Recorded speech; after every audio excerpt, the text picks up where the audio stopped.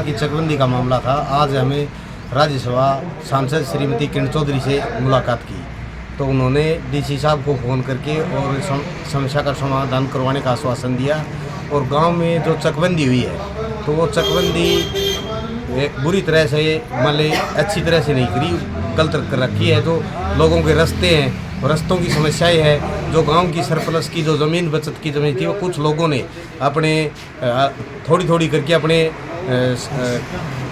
अपने खेतों के नज़दीक लगवा दी, ताकि जो ज़मीन पंचायत की ज़मीन है, जो जोड़ की ज़मीन है, वो ज़मीन भी काफ़ी कम कर दी और जोड़ भी तोड़े गए हैं। तो हमें इस सारी मांगों को लेकर आज राज्यसभा श्रीमती किरण चौधरी से मुलाकात की है।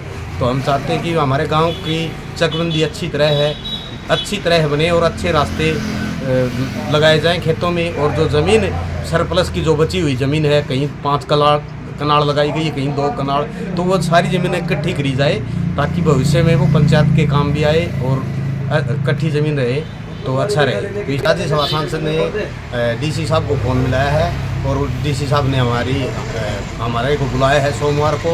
उनसे मुलाकात करेंगे और अपनी समस्या बताने का हर गांव के जो लोग हैं वो आ जाएं और अपनी समस्या बताएं और समाधान कराएंगे, ये बात कही है। बात तो यार घनखरा को 5-10 घरां तो बढ़िया काम कर दियो, और कहीं तो ना पैसा था, थोड़ी जमीन थी न उनकी और घनी कम कर दी। ये मारे पसंद खातिर मोड़ ली ओडी जमीन है, और उमत 32 मरला घाट कर दी। तो ये कापी पूरी दिखाओ है, अनु का तारीख कई खतूनियम से खाता पड़वाया हूँ, पहली बताई कोनी ओम घना साझीदार है। चकबंदी विभाग को और मेन जो पटवारी है और 4-5 आदमी जो पटवारी के नज़दीकी हैं उनको दोषी मानते हैं। कानूनी ही कमेटी की कोई ही बात मान्य नहीं है उसको। पहले भी हमें डीसी साहब से मिल चुके हैं, मैडम से पहले मिल चुके हैं, लेकिन अब तक डीआरओ साहब से मिल चुके हैं, लेकिन अब तक हमारा समाधान नहीं हुआ। लेकिन अब मैडम ने हमें यह आश्वासन दिया कि आपका समाधान होगा। क्या नाम है? कुलदीप। अवैध रास्ते लगा के उनकी बुआई हो रही है और बस्ता की ज़मीन में 12 मरला ज़मीन एडवांस लगा के और मेरा मकान फुड़वाया जा रहा है। और मैं कई बार सीएम विंडो भी लगा चुका हूँ और एसडीएम साहब से मिल चुका हूँ। उन्होंने आश्वासन दिया था कि आपका मकान बता दिया जाएगा, फिर भी इनका कोई सोल्यूशन नहीं हुआ।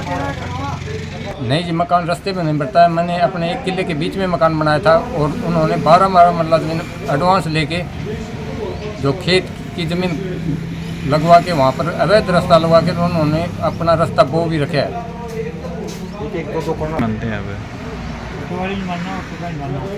चकबंदी सताब को ही मानने आ जाए जी। यदि जबकि उनको एक सकी में रास्ता जब लगा हुआ है एक खेत का, तो दूसरा रास्ता लगना ही नहीं चाहिए। और जिस खेत का वो रास्ता लगाया है उससे पहले से भी उसका एक रास्ता लगा हुआ है।